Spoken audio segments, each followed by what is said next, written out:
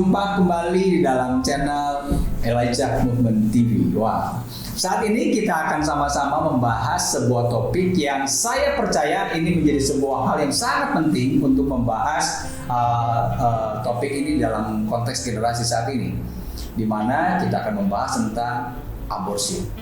Aborsi biasa aja tuh. Wow. Kalau seandainya kita melihat saat ini banyak situasi yang kita temui di lapangan bahwa mereka melihat proses aborsi bukan suatu hal yang terlalu menakutkan buat mereka. Bahkan mereka menganggap bahwa ini suatu hal yang biasa saja. Di mana mereka melihat ini sebagai sebuah kewajaran dalam proses mereka membangun sebuah hubungan.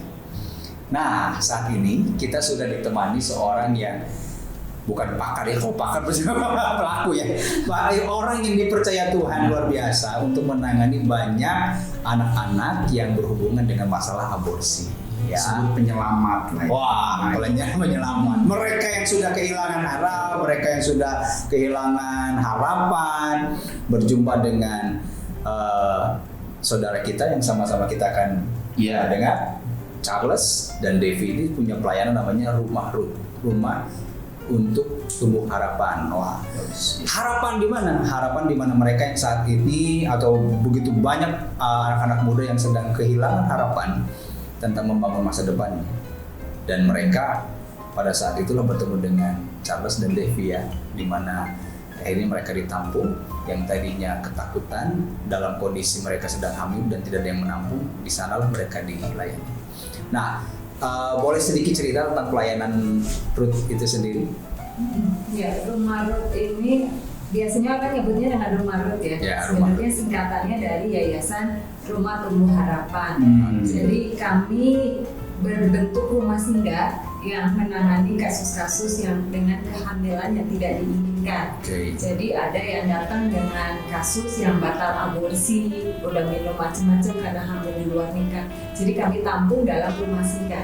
Yang kami lakukan adalah proses pendampingan sebetulnya. Proses pendampingan di saat mereka lagi ngalamin depresi, stres gitu ya, karena hamil, bingung, dapat stigma negatif dari masyarakat. Akhirnya kami menampung mereka, melayani mereka, dan membina mereka, mendampingi mereka di saat masa-masa kritisnya mereka. Itu yang kami lakukan di rumah singgah kami. Udah mulai dari sejak tahun berapa ya pelayanan ini? Resminya 2011 ya. Oh, resminya 2011. Resmi itu dalam arti sudah keluar bentuk yayasan berbadan hukum ya. Berarti sebenarnya kegiatan untuk menolong orang ini sebenarnya sudah terjadi dari 2007 ya. Boleh cerita sedikit nggak apa yang menjadi trigger memulai pelayanan ini? Saya pikir simpel ya, ada orang yang butuh ditolong di depan mata, masa kita diem aja. Ya saya pikir kalau kita bilang kita ini manusia, apalagi anak Tuhan, saya rasa kita punya naluri ilahi untuk segera menolong dong. Ya, nah waktu itu ada temen yang hamil di luar nikah, diusir dari keluarga. Teman tuh teman kuliah sekali kenal. Oh, jadi ada teman saya waktu itu temennya Devi. tiba-tiba telepon. Aku juga nggak kenal deket sebetulnya, cuma karena dia curhat gitu, terus dia bilang aku nggak boleh tinggal di rumah gitulah, disuruh ngekos sama papa mamanya karena malu ya gitu. Jadi memang kalau di Indonesia sendiri kan masih dapat stigma negatif ya, aib gitulah, kalau tinggal di rumah nanti tetangga ngomong apa gitu. Nah, dia akhirnya ngekos gitu. Nah, waktu itu saya cuma ngerasa kasihan aja sama dia gitu. Jadi aku bilang, udah kamu ngekos bareng sama saya. Jadi waktu itu belum nikah ya. Jadi dia tinggal bareng di kamar kos saya dari hamil 4 bulan sampai akhirnya ngelahirin sampai anaknya 1 tahun. Nah, dia kos itu dalam konteks sebagai apa? Mahasiswi kah atau pelajar atau mahasiswi ya? Jadi dia sudah diusir dari rumah dalam tanda kutip ya, dengan kondisi kehamilan seperti itu. Jadi ya itu tadi ya, mendapat aib dari keluarga, terus juga dapat stigma Labeling. negatif, labeling lah gitu dari masyarakat gitu. Jadi mereka kan bingung ya, di kosan sendiri sebenarnya bingung juga. Nanti dia keluar kos, nanti teman-teman kosnya pada ngomong apa kok ada suaminya. Udah berapa bulan berarti waktu itu ditampung pas di tempat? Udah 4 bulan. Berarti sudah udah mulai kelihatan juga sebenarnya. Nah ini bro saya ini menarik ya, saya takut lupa ini Pak Charles sama Bu Devi ya. Saya sebut ini dewa dewi penyelamat lah istilah saya. Dewa dewi tanda kutip penyelamat. Bagi saya memang sosok yang tidak mudah. Sungguh terharu saya. Nah saya justru tergelitik begini. Tadi Coach Charles, saya sebut Coach Charles saja ya. Kan mudah lah lihat orang ada susah, kemudian masa sih dibiarkan saja. Itu kan tadi ya 2007. Saya justru pengen tahu supaya jadi inspirasi buat generasi, karena hubungannya dengan passion nanti. Karena orang ditolong kan banyak, tidak hanya aborsi, orang kena narkoba pun ya tolonglah kasihan, orang yang kelaparan pun tolonglah kasihan kan. Kok bisa spesifik itu? Nah pertanyaan saya satu, apakah ada latar belakang dahulu yang membuat passion ini muncul? Ke yang narkoba ada sih simpatik, tapi tidak terlalu sampai turun tangan bisa-bisa. Tapi kasus ini kok bisa sampai all out, sampai hari ini bisa bertahan, bahkan saya dengar nih sudah banyak jadi berkah. Supaya generasi bisa nangkep itu passion semudah itu, atau memang harus ada clue-clue yang asal jadi maksudnya bro, maksudnya gini ya. Orang yang bikin panti rehab narkoba mungkin karena dulu pernah narkoba. Nah itu gimana? Enggak lah. Nah itu munculnya gimana itu? Jadi saya dulu poin saya tembak karena kebanyakan begitu. Dan saya bukan menganggap Coach Charles sama Bu Devi karena hamil lebih dahulu atau enggak. Apa sih passionnya? Kalau kok sampai sekuat itu? Karena kalau prinsip yang tadi mudah sekali, ada orang susah ya tolong aja. Banyak orang susah kalau lebih itu mungkin masing-masing punya ceritanya. Nah itu yang saya pengen. Silakan sih. Jadi kalau ditanyain kayak gitu saya juga nggak tahu. Jawaban dari munculnya. Jawaban dari Bu Devi tadi nanti bisa jadi inspirasi buat generasi. Ternyata passion itu memang very simple, yang penting action. Nah kita nggak tahu nih apa nih. Jadi waktu itu kan belum nikah ya. Belum nikah, lagi pendekatan ceritanya tuh, lagi pacaran. Nah waktu itu jadi ada kasus yang teman saya hamil ini. Dan waktu itu pikiran simpel banget sih, maksudnya aku kerja dari pagi sampai sore, di kosan juga kosong gitu ya, kenapa dia nggak bareng aja gitu. Maksudnya nawarin dia buat tinggal bersama. Ya udah, waktu itu cuma simpel itu sih. Maksudnya kasihan dia tinggal sendiri di kosan, nggak tahu mau makan apa juga, bayar kosan juga lumayan gitu ya. Akhirnya saya nawarin dia. Tapi memang dalam prosesnya kitanya diproses ya, namanya tinggal bareng dengan orang yang punya karakter yang berbeda gitu ya. Itu diproses juga di situ. Nah saya sendiri waktu itu nggak ngerti maksud Tuhan apa ke depannya, nggak ngerti juga. Nggak ada bayangan mimpi gimana juga ya. Nggak ada bayangan dan nggak ada, maksudnya nggak ada planning gitu. Maksudnya nanti bikin yayasan gitu nggak ada. Nah akhirnya nikah tuh, nikah. Terus ada lagi tuh yang datang sama kita. Waktu itu anak SMP hamil, jadi SMA ya. Kasus yang sama juga. Kasus yang sama. Nah kasus yang sama datang sama kita. Dari anak rohani saya, terus ceritanya kita lagi nyuruh dia buat punya anak rohani lagi gitu lah. Terus yang datang dia cerita kalau anak rohaninya hamil lah, cerita gitu. Nah waktu itu saya berusaha nyari yayasan sebenarnya.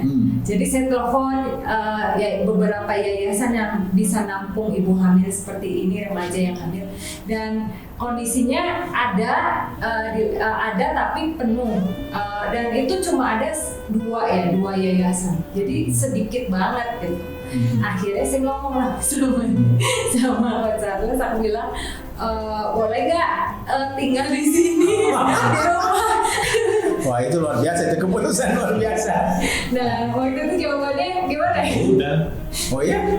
Nah, gini, gue pengen tahu nih, ini menarik sebenarnya. Ini tiba-tiba karena ini berarti baru merit dong ya. Iya. Berapa lama merit waktu itu? 9 bulan. 9 bulan merit, akhirnya ada pemikiran untuk nampung ini kan. Ya, mungkin Nggak kalau ada awal pemikiran sih, Iya. ditodong itu dong. ditodong. Nah, mungkin buat TV-nya mungkin fine-fine aja karena itu kan mulai idenya dari TV. Yang menjadi menarik kan gini, ketika itu mulai dilemparkan ke Charles ya, kan gak gampang juga loh ya.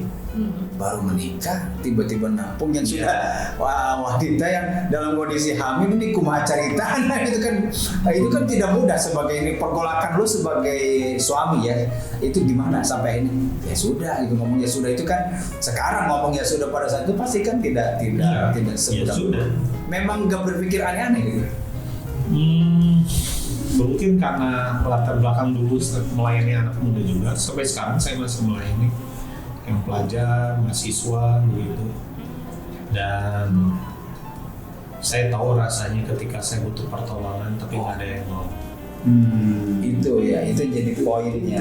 Jadi memang experience tentang kondisi mungkin konteksnya bisa berbeda, tapi keadaan hati yang butuh ditolong itu mungkin bisa jadi sama ya frekuensinya dengan mereka yang saat itu dalam hati. Di situ yang jadi menjadi Ya lagi pula ya simpel juga ya, saya pikir ada yang butuh tolong. Tega amat mau enggak? Kalau bisa ya udah aja, toh kamar saya dalamnya.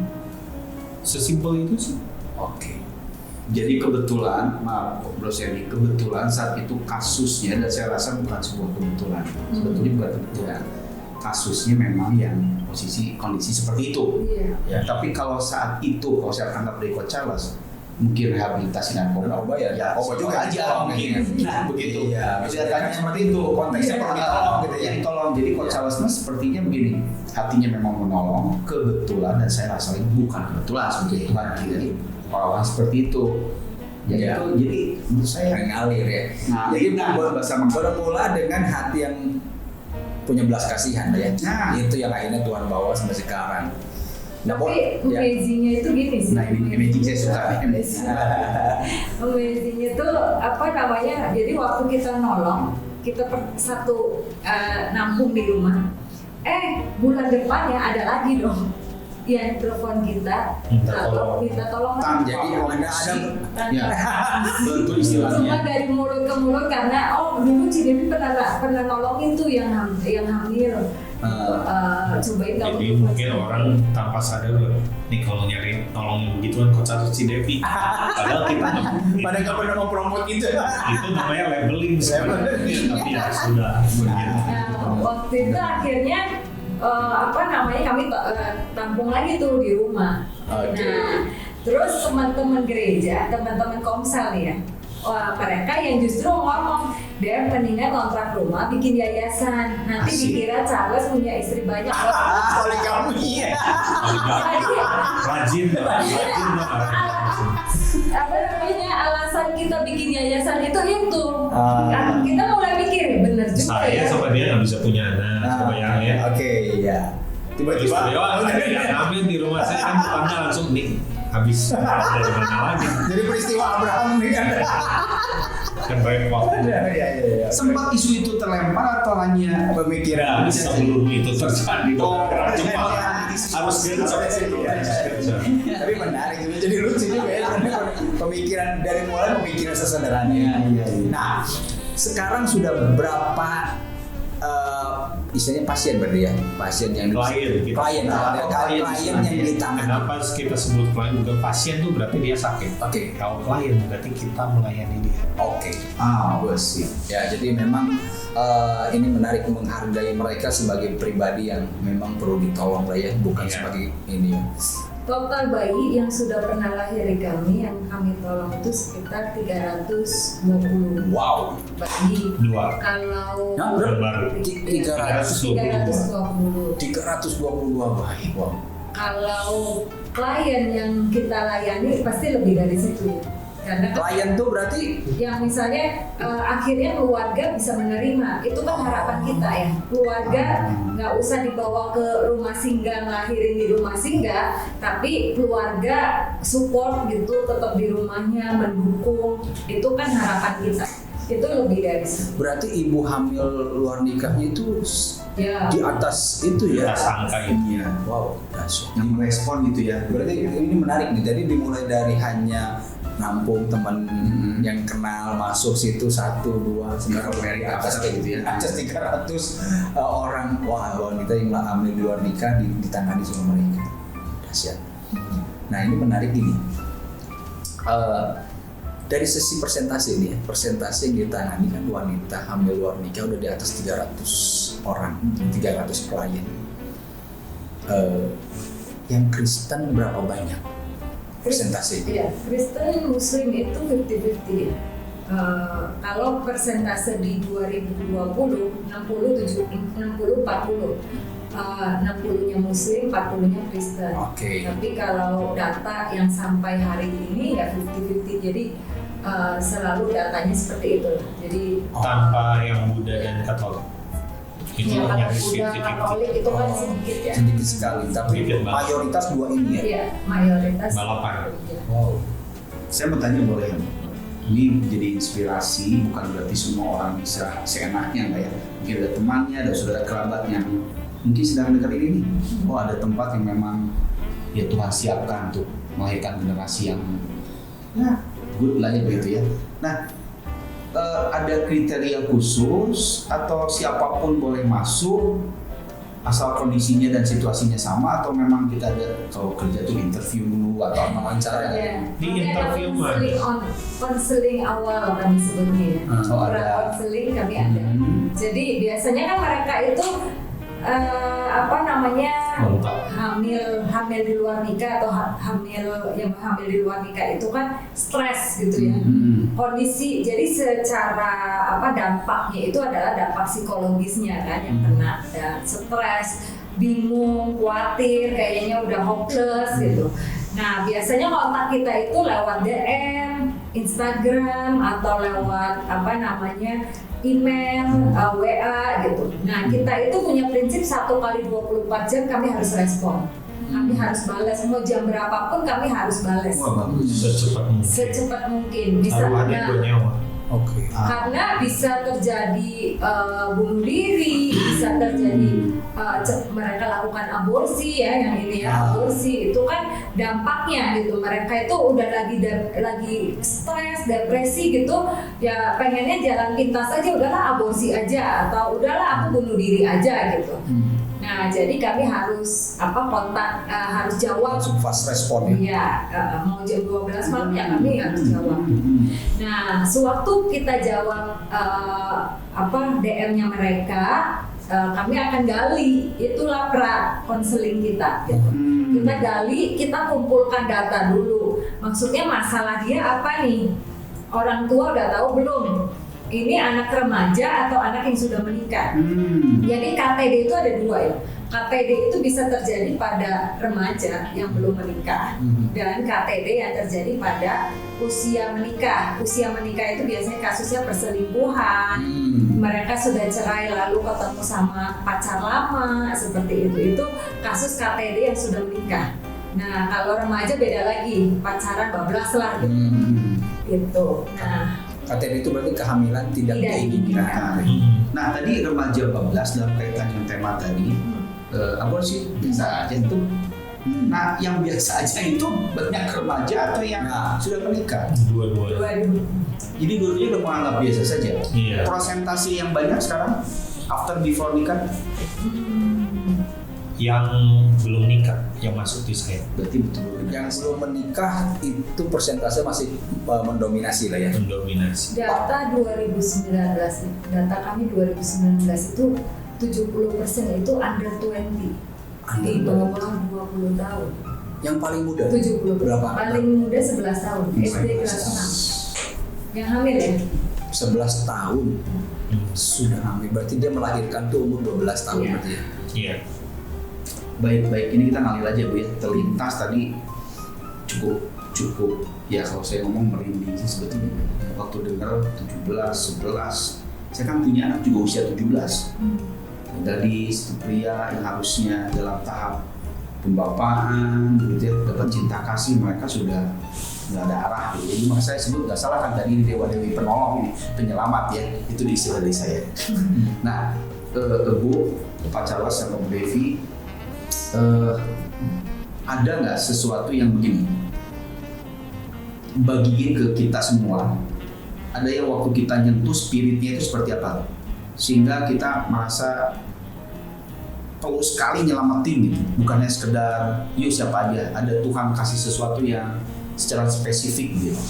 Nangkep nggak? Mungkin pertanyaan saya agak rumit, cuma contohnya Alangkah antisipasi supaya jangan sampai itu terjadi, atau memang Iya. buat mereka yang sedang ngalami perlu kita lakukan apa?